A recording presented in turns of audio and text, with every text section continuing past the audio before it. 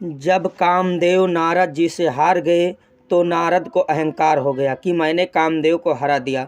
वो ब्रह्मा जी के पास गए और बोले मैंने कामदेव को जीत लिया। ब्रह्मा जी ने सुना और बोले नारद ये बात तुमने मुझसे कही पर शंकर जी से न कहना। पर नारद को संतोष ना हुआ, वो शंकर जी को भी बताने चले गए।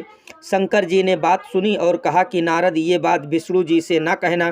पर नारद जी अपने विजय को पचा नहीं पा रहे थे, वे विष्णु जी के को भी बताने पहुंच गए।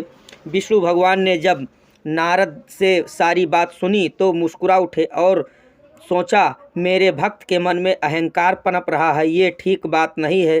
फिर नारद जी जब चले गए तो विष्णु जी ने नारद जी के जा रहे रास्ते पर एक माया का नगर बसा दिया, राजा रानी बना दिए। जब नारद जी ने सुंदर नगर देखा तो जिज्ञासा बस वहाँ चले गए।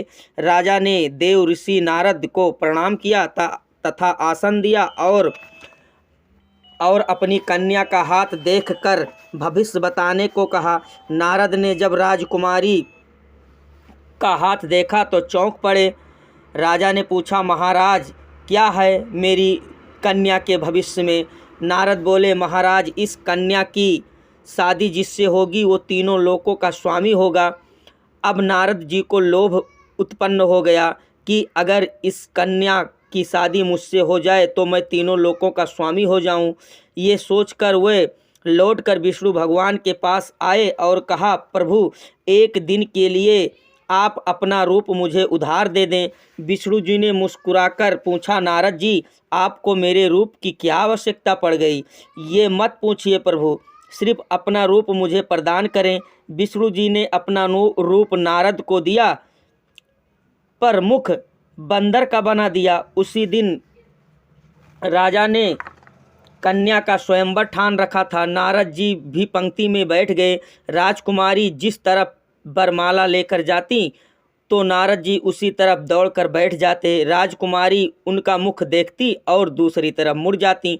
फिर एक दिव्य रूप राजकुमार आया और राजकुमारी ने बरमाला उसके गले में डाल दिया और दोनों सभा से चले गए। इसी बीच नारद जी ने देखा दो गण उन्हें देखकर हंस रहे थे। नारद जी ने अपना चेहरा जल में देखा तो क्रोध से आग बबूला हो गए।